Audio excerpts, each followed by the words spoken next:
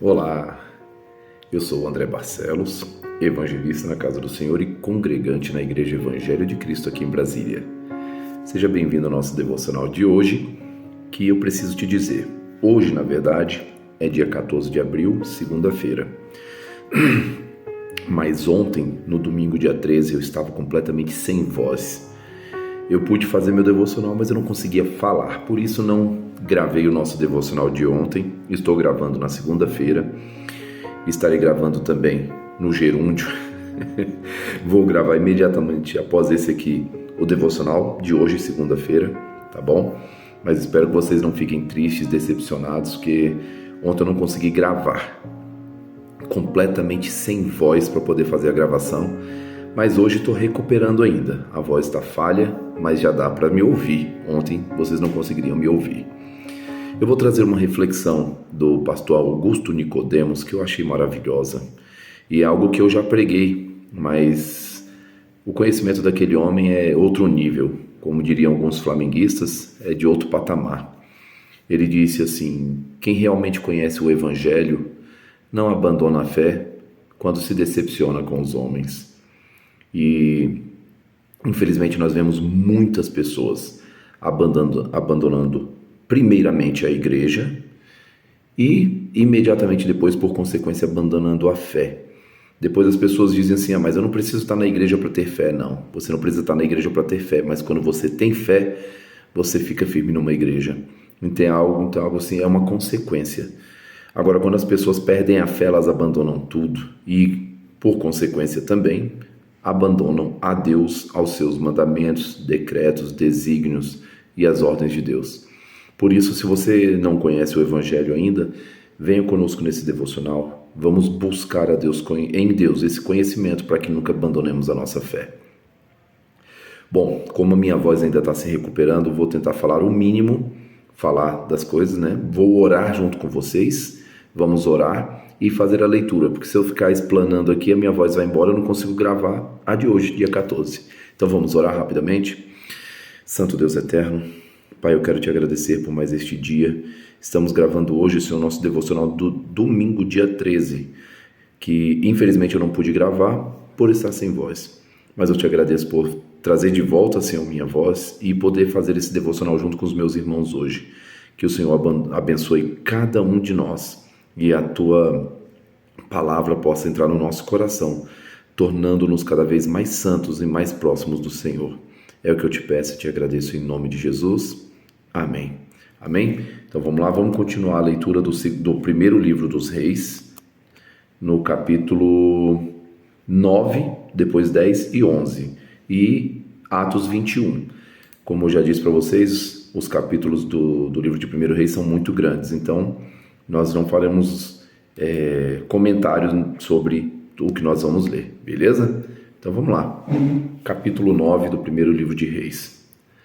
Salomão terminou de construir o templo do Senhor e o palácio real. Concluiu tudo o que havia planejado fazer. Então o Senhor apareceu a Salomão pela segunda vez, como havia aparecido em Gibeon. O Senhor disse: eu ouvi a sua oração e a sua súplica. Eu consagrei este templo que você construiu, onde o meu nome será honrado para sempre. Olharei continuamente para ele com todo o meu coração.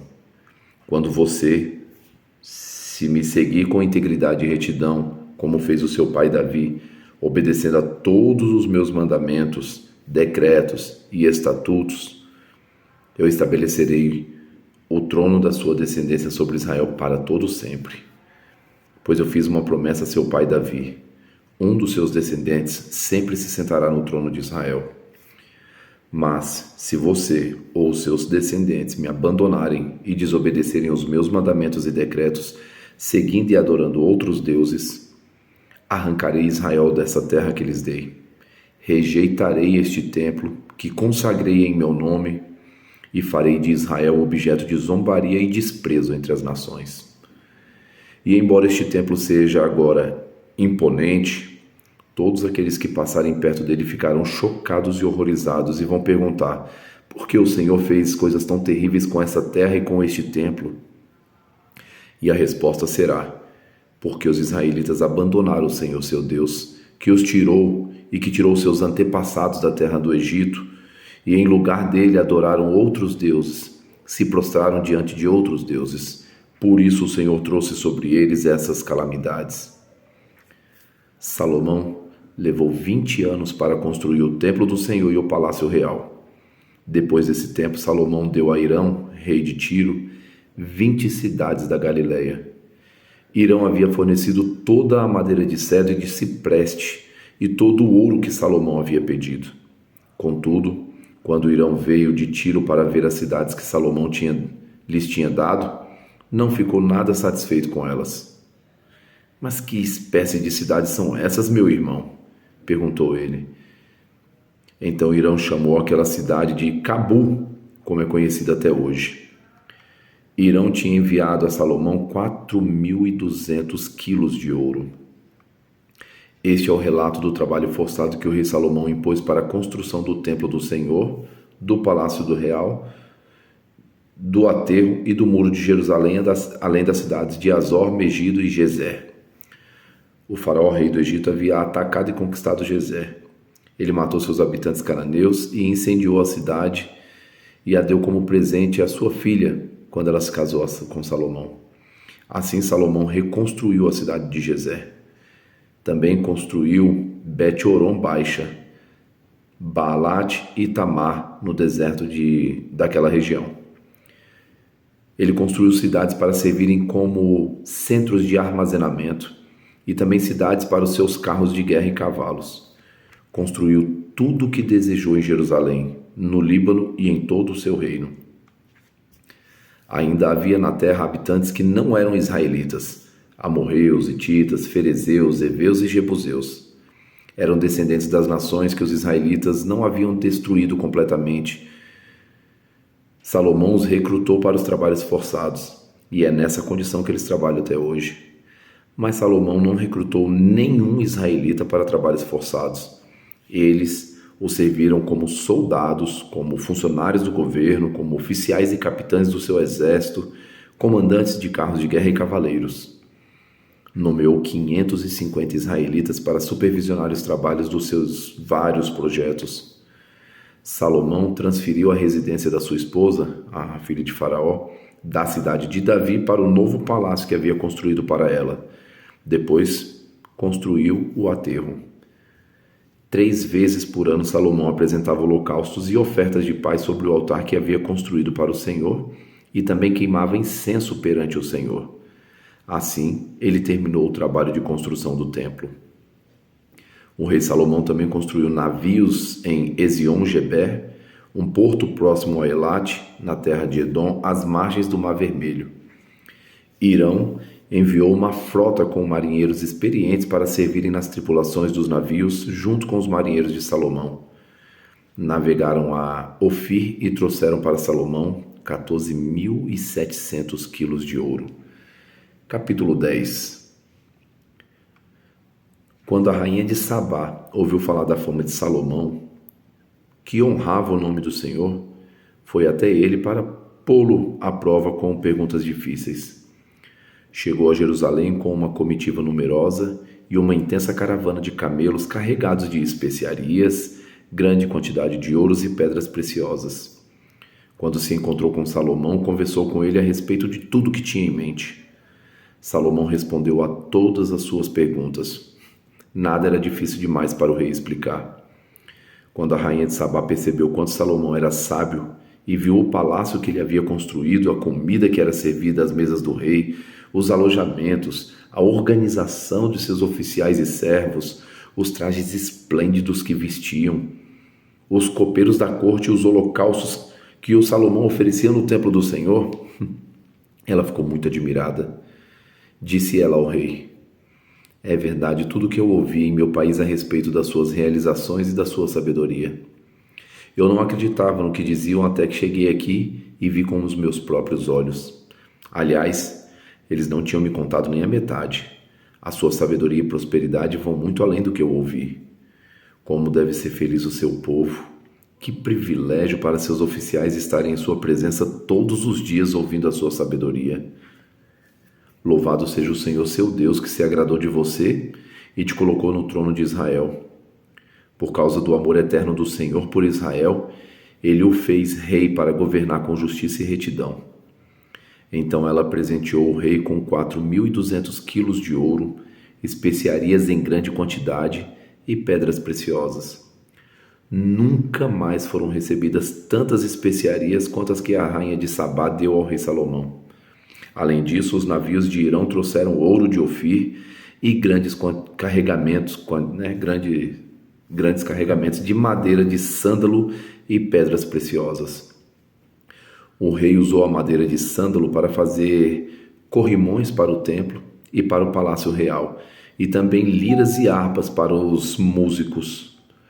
Nunca antes e nem depois se viu tamanho suprimento de madeira de sândalo. O rei Salomão deu à rainha de Sabá tudo o que ela pediu, além dos presentes costumeiros que ele já havia entregado com generosidade. Então ela e a sua comitiva regressaram para sua terra. A cada ano Salomão recebia cerca de 23.000 quilos de ouro, sem contar a renda adicional proveniente dos mercadores e comerciantes de todos os reis da Arábia e dos governadores do país. O rei Salomão fez 200 escudos grandes de ouro batido, cada um deles pesando 7,2 kg. Também fez 300 escudos menores de ouro batido, cada um pesando 1,8 kg. O rei colocou esses escudos no palácio da floresta do Líbano. Então o rei fez um grande trono de marfim revestido de ouro. O trono tinha 6 degraus e um encosto arredondado. De cada lado do assento havia um apoio para o braço e junto de cada apoio a escultura de um leão. Também havia 12 leões, um de cada lado dos 6 degraus. Num outro trono, nenhum outro trono em todo o mundo se comparava ao de Salomão. Todas as taças do rei Salomão eram de ouro. Todos os utensílios do palácio da floresta do Líbano eram de ouro puro. Não eram de prata, pois nos dias de Salomão a prata era considerada um metal sem valor.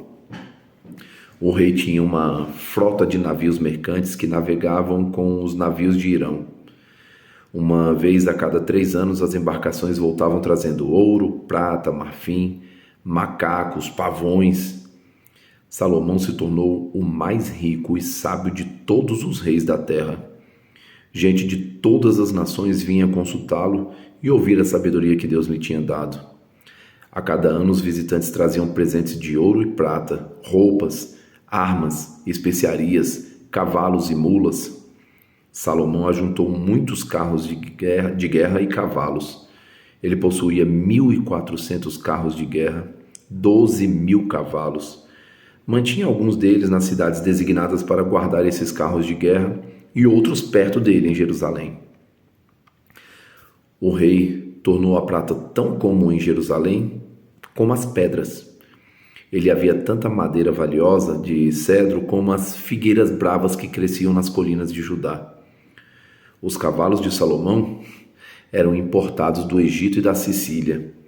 Os comerciantes do rei os adquiriram da Sicília pelo preço de mercado. Naquela época, um carro de guerra do Egito custava 600 peças de prata. Um cavalo, 150 peças de prata. Depois eram exportados aos reis dos Hititas e aos reis da Síria. Capítulo 11. Irmãos, me perdoem se eu gaguejar, mas é porque eu estou tendo dificuldade de falar, tá bom? Vamos lá? O rei Salomão amou muitas mulheres estrangeiras. Além da filha de Faraó, ele se casou com mulheres de Moabe, Amon, Edom, Sidom, até dos Hititas. O Senhor havia instruído os israelitas claramente: não se casem com mulheres dessas nações, pois desviarão seu coração para os deuses delas. Salomão, no entanto, amou essas mulheres. No total, se casou com 700 princesas e teve 300 concubinas. E elas desviaram o coração de Salomão do Senhor.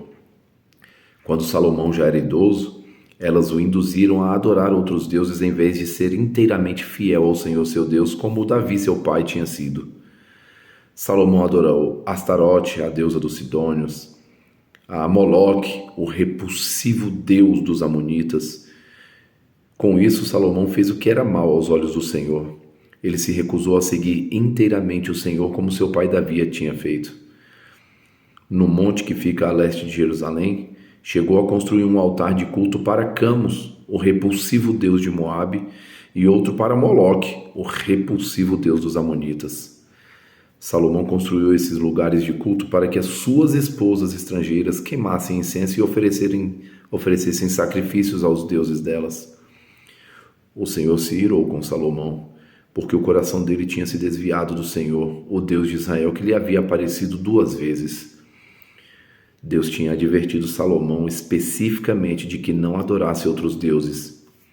Mas Salomão não obedeceu à ordem do Senhor. Por isso o Senhor lhe disse: uma vez que você não cumpriu a minha aliança e desobedeceu os meus decretos, certamente tirarei de você o reino e o entregarei a um dos seus servos. Mas, por causa de Davi, seu pai, não farei isso enquanto você estiver vivo.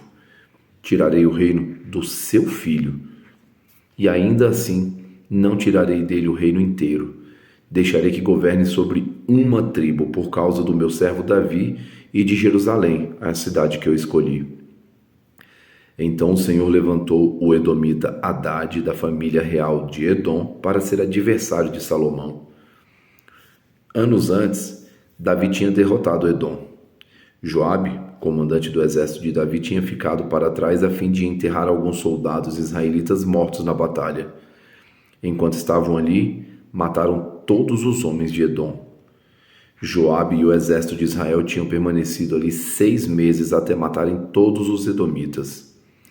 Contudo, Hadade e alguns dos oficiais do seu pai conseguiram fugir e seguiram para o Egito. Na época, Hadade ainda era bem jovem. Partiram de Midian e foram a Parã, onde outros se juntaram com eles. Em seguida foram ao Egito e se apresentaram ao faraó, rei do Egito, que lhes ofereceu casas, sustento e terras. O faraó se agradou de Hadade e lhe deu em casamento a sua cunhada, irmã da rainha Táfnis. A esposa de Hadade deu à luz um filho chamado Genobate.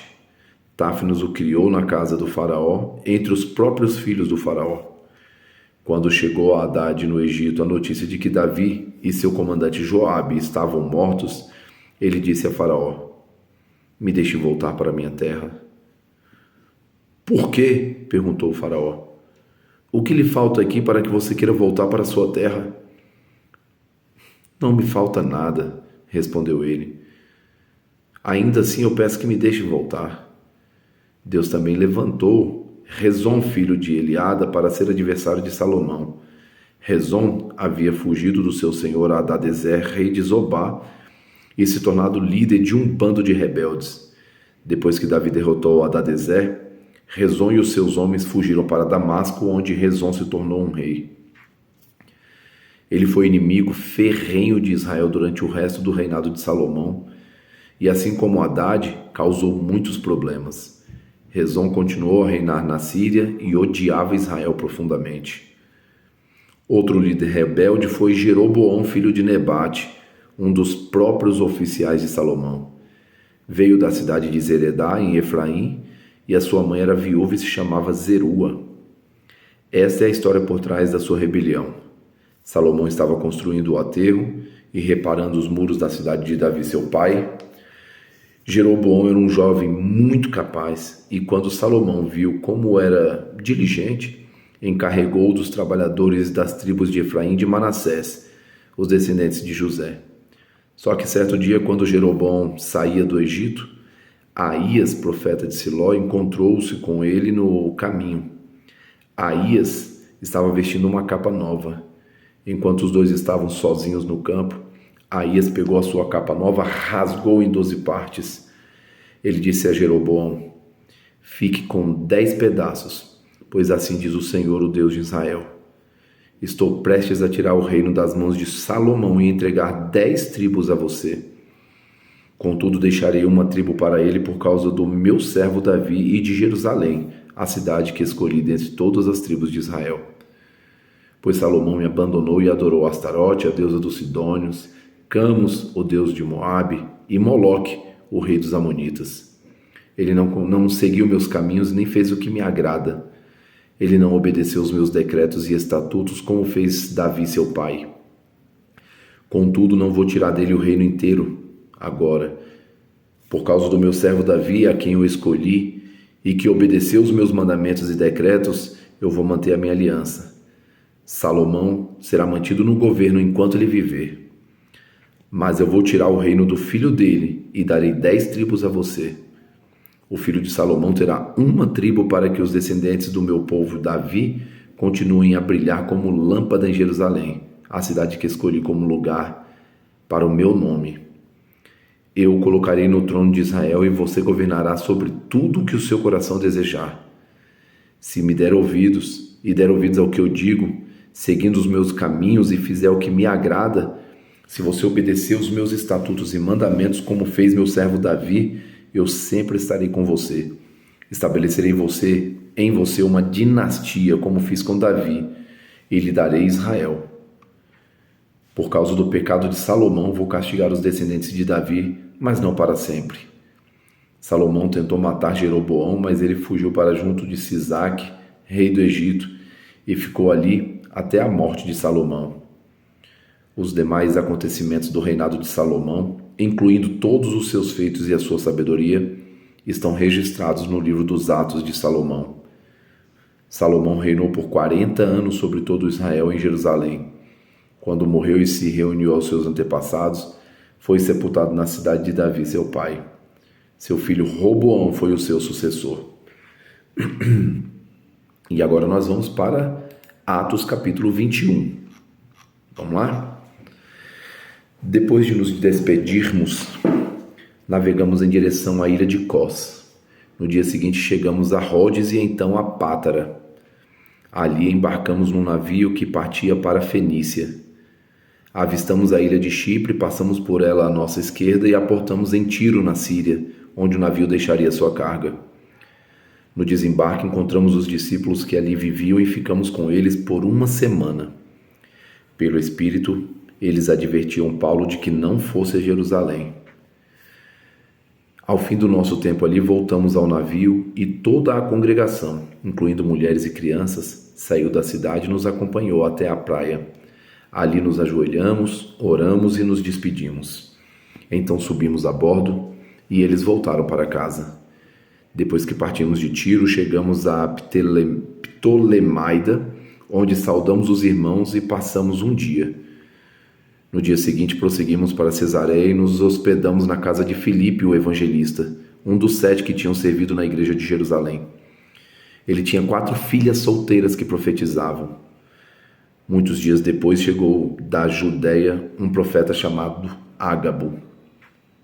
Ele veio ao nosso encontro, tomou o cinto de Paulo e com ele amarrou as próprias mãos e pés. Em seguida ele disse: "O Espírito Santo declara: assim o dono deste cinto será amarrado pelos judeus em Jerusalém e entregue aos gentios." Ao ouvir isso, nós e os irmãos dali suplicamos a Paulo que não fosse a Jerusalém. Ele, porém, disse: "Por que todo esse choro? Assim vocês me partem o coração. Eu estou pronto não apenas para ser preso em Jerusalém, mas para morrer pelo Senhor Jesus." Quando ficou evidente que não conseguiríamos fazê-lo mudar de ideia, desistimos e dissemos: "Que seja feita a vontade do Senhor." Depois disso, arrumamos nossas coisas e partimos para Jerusalém. Alguns discípulos da Cesareia nos acompanharam e nos levaram à casa de Minasson, nascido em Chipre, e um dos primeiros discípulos. Quando chegamos a Jerusalém, os irmãos nos deram calorosas boas-vindas. No dia seguinte, Paulo foi conosco a um encontro com Tiago e todos os presbíteros da igreja de Jerusalém que estavam presentes.